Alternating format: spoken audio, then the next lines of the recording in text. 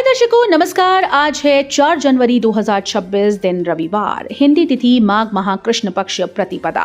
आइए नजर डालते हैं हमारे प्यारे राज्य हिमाचल प्रदेश की तमाम बड़ी खबरों पर। वीडियो शुरू करने से पहले कमेंट बॉक्स में जय हिंद लिखकर हमें सपोर्ट करें। तो चलिए शुरू करते हैं। सीएम सुक्खू का आदेश, गोद लिए स्कूल्स का औचक निरीक्षण करें अधिकारी, कम से कम 4 संस्थान एडॉप्ट करें। मुख्यमंत्री सुखविंदर सिंह सुक्खू ने सभी जिलों के वरिष्ठ अधिकारियों को अपना विद्यालय हिमाचल स्कूल एडॉप्शन कार्यक्रम के तहत सक्रियता से कार्य करने के निर्देश दिए हैं। शाम सभी जिले के उपायुक्तों के साथ आयोजित वर्चुअल बैठक में मुख्यमंत्री ने ये निर्देश दिए। उन्होंने कहा कि इस कार्यक्रम के तहत जिला स्तर से लेकर उपमंडल स्तर तक के विभिन्न अधिकारी शिक्षण और अन्य गतिविधियों की गुणवत्ता में सुधार लाने के उद्देश्य से सरकारी स्कूल्स को गोद लेने का प्रावधान किया। उन्होंने निर्देश दिए कि प्रदेश में इस कार्यक्रम के तहत गोद लिए गए स्कूल्स की सूची 5 जनवरी तक सरकार को प्रस्तुत की जाए। प्रदेश के सभी किसानों बागवानों के लिए फार्मर आईडी बनवाना अनिवार्य, ऐसे करें रजिस्टर।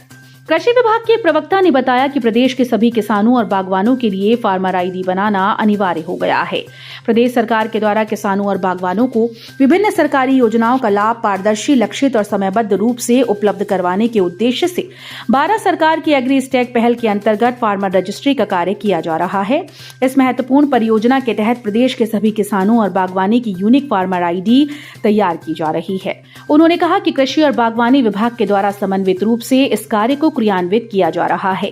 फार्मर आईडी तैयार होने के उपरांत किसान बागवान लाभार्थी के रूप में केंद्र और राज्य सरकार के द्वारा संचालित विभिन्न कृषि, बागवानी, प्राकृतिक खेती, बीज उर्वरक, सिंचाई, फसल बीमा अनुदान, पीएम किसान सम्मान निधि योजना और अन्य कल्याणकारी योजनाओं का लाभ सीधे और बिना किसी बाधा के प्राप्त कर सकेंगे। हिमाचल के भेड़ पालकों को बड़ी राहत, 294.36 करोड़ का पहला प्रोजेक्ट स्वीकृत। पहाड़ी राज्य हिमाचल प्रदेश में भेड़ पालकों के लिए राहत भरी खबर है। अब प्रदेश के भेड़ पालकों का बीमा किया जाएगा और भेड़ बकरी पालन के लिए उन्हें 95% तक अनुदान प्रदान किया जाएगा। इसके लिए राज्य सरकार ने 294.36 करोड़ रुपए का पहल प्रोजेक्ट स्वीकृत किया। सरकार ने संबंधित विभागों को निर्देश जारी किए हैं कि इस प्रोजेक्ट को शीघ्र धरातल पर उतारते हुए भेड़ पालकों को इसका पूरा लाभ दिया जाए। ये जानकारी प्रदेश वूल फेडरेशन के चेयरमैन मनोज कुमार ठाकुर ने शनिवार को धर्मशाला में आयोजित एक प्रेस वार्ता के दौरान दी। छात्रा से कथित रैगिंग और यौन उत्पीड़न मामलों में आरोपी प्रोफेसर का बड़ा बयान, कहा दोषी निकला तो हर सजा मंजूर। मीडिया से बातचीत के दौरान प्रोफेसर अशोक कुमार ने कहा कि मेरी भी 2 बेटियां हैं, जिन्होंने जोर देकर कहा कि इस पूरे मामले की निष्पक्ष तरीके से जांच होनी चाहिए। उनका मानना है कि सही जांच से ही दिवंगत छात्रा की आत्मा को शांति मिलेगी और उन्हें भी न्याय मिल सकेगा। अपने ऊपर लगे गंभीर आरोपों पर अशोक कुमार ने कहा कि छात्रा ने ऐसे आरोप क्यों लगाए, ये सब क्यों हुआ, ये सब उनकी समझ से परे है। उन्होंने यदि छात्रा के साथ कॉलेज में कुछ गलत हो रहा था तो इसकी शिकायत की जानी चाहिए थी। गड़सा पैराग्लाइडिंग साइट का लाइसेंस अस्थायी रूप से रद्द। गड़सा पैराग्लाइडिंग साइट पर हुए हादसे के बाद जिला प्रशासन ने सख्त कदम उठाते हुए उक्त साइट का लाइसेंस अस्थायी रूप से रद्द कर दिया। इसके साथ ही संबंधित पायलट और पैराग्लाइडिंग ऑपरेटर के लाइसेंस भी रद्द कर दिए गए। जांच पूरी होने तक गड़सा पैराग्लाइडिंग साइट पर किसी भी तरह की गतिविधि पूरी तरह से बंद रहेगी। जिला पर्यटन अधिकारी कुल्लू डॉक्टर रोहित शर्मा ने कहा कि पैराग्लाइडिंग और अन्य साहसिक पर्यटन गतिविधियों के संचालन के लिए एक रेगुलेटरी कमेटी गठित की गई है, जो सभी सुरक्षा मानकों और डीएमओ की निगरानी करती है। हिमाचल बिजली बोर्ड कर्मचारियों को मिलेगा नए वेतनमान का 50% एरियर। सीएम सुक्खू के समक्ष रखे कार्य समिति में पारित 4 प्रस्ताव। हिमाचल प्रदेश बिजली बोर्ड के कर्मचारियों को संशोधित ग्रेड पे की एरियर की 50% राशि देने के निर्देश जारी कर दिए गए। राज्य बिजली बोर्ड प्रबंधन पर इस फैसले से 9 करोड़ रुपए का अतिरिक्त बोझ बढ़ेगा। बोर्ड के 700 से ज्यादा कर्मचारियों ने ये विकल्प चुना था, उन्हें इससे वित्तीय लाभ मिलना तय है। बोर्ड के आदेश के मुताबिक ये भुगतान 1 जनवरी 2016 से 12 अप्रैल 2022 की अवधि के लिए देय वेतन संशोधन के एरियर पर लागू होगा। एरियर भुगतान से जुड़ी अन्य शर्तें व नियम पहले की तरह यथावत रहेंगी। सड़क सुरक्षा पर रील बनाएं और जीते 25,000 रुपए। 4 आयु वर्ग में देश भर से प्रतिभागी ले सकते हैं भाग, यहां भेजना होगा वीडियो। हिमाचल प्रदेश में सड़क हादसों में कमी लाने और आम लोगों को सड़क सुरक्षा के प्रति जागरूक करने के उद्देश्य से परिवहन विभाग के द्वारा सड़क सुरक्षा फिल्म महोत्सव का आयोजन किया जा रहा है। इस महोत्सव के तहत 18 वर्ष या उससे अधिक आयु के इच्छुक प्रतिभागी सड़क सुरक्षा विषय पर शॉर्ट फिल्म या रील वीडियो बनाकर अपनी प्रतिभा दिखा सकते हैं। परिवहन विभाग इसके लिए नकद इनामी राशि के साथ साथ सर्टिफिकेट और ट्रॉफी देकर सम्मानित करेगा। हिमाचली स्टार्टअप को रिज मैदान पर मिला मंच। 28 संचालकों ने लगाए स्टॉल। 4000 शॉल प्रदर्शित कर बना वर्ल्ड रिकॉर्ड। उद्योग विभाग की ओर से आयोजित 3 दिवसीय हिम MSME फेस्ट 2026 में प्रदेश के सभी जिलों से आए स्टार्टअप संचालकों की 28 स्टॉल प्रदर्शनी में लगाए गए। चर्च के प्रांगण में सभी स्टार्टअप को स्थान दिया गया। प्रदेश में पहली बार आयोजित फेस्ट में 52 स्टॉल में से अधिकांश में सभी जिलों में हथकरघा पर निर्मित ऊनी शॉल सहित अन्य तरह की चीजों को प्रदर्शनी में रखा गया। शिमला के रिज मैदान पर एक साथ 4000 शॉल प्रदर्शित की गई। खास बात यह है कि सभी शॉल खड्डी में तैयार की हैं। एक साथ स्टॉल पर इतनी शॉल प्रदर्शित करने का ये रिकॉर्ड बना है, जिसे Guinness book of world record में शामिल किया गया है।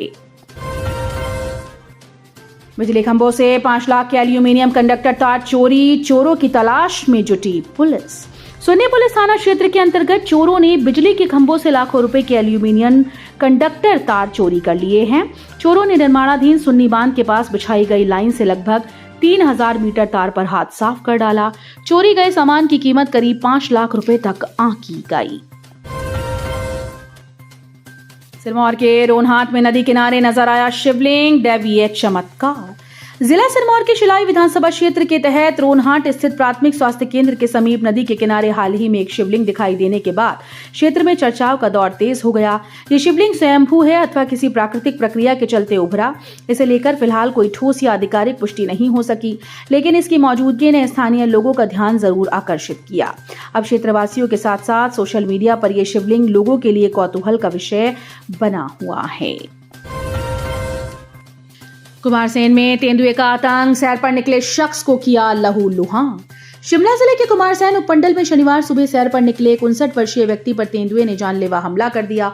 इस घटना के बाद से क्षेत्र में दहशत का माहौल है। घायल व्यक्ति का इलाज सिविल अस्पताल कुमारसैन में चल रहा है।